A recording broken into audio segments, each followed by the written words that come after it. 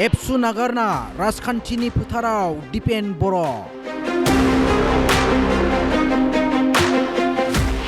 एबसु नागारना एमएलए जानायनि सिमां दिपेन बर'नि।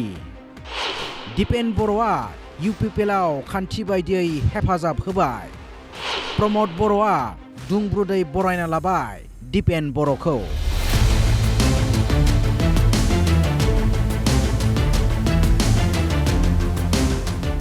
बर' माहारियारिबाद जातीयताबादनि मोन्थोर खौसेथि थामोनथाय आरो दावगाथायनि मोन्थोरखौ नागारना राजखान्थिनि फोथाराव एबसुनि बारग' आफादगिरि दिपेन बर'। दिनै उदालगुरिनि दुर्गा मन्दिरनि सिथ्लायाव इउपिपिएल दोलोनि गेदेर हेफाजाब होनाय हाबाफारिखौ खुङो आरो बे हाबाफारियाव रायजो सभानि एमपि एबा इउपिपिएलनि आफादगिरि प्रमद बर'नि नुजाथिनायाव हेफाजाब होबाय दिपेन बर'आ। इउपिपिएलनि माला गानहोना दोलोआव बरायना लाबाय दिपेन बर'खौ।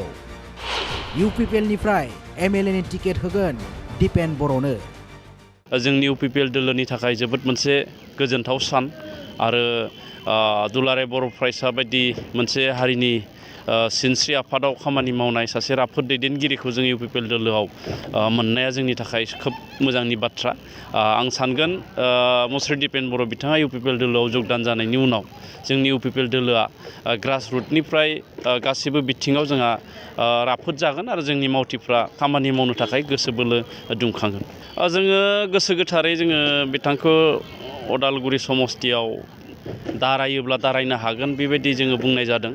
दोलोआ सिद्धान्त लागोन। दा बाथ्राया जाबाय एमएलए जानायनि सिमाङा मोगथाङाव महर मोनगोन ना? थारैनो भटार रायजोफ्रा दिपेन बर'खौ बेसेबां अनसायगोन बेयो फैबाय थानाय समासो फोरमायगोन।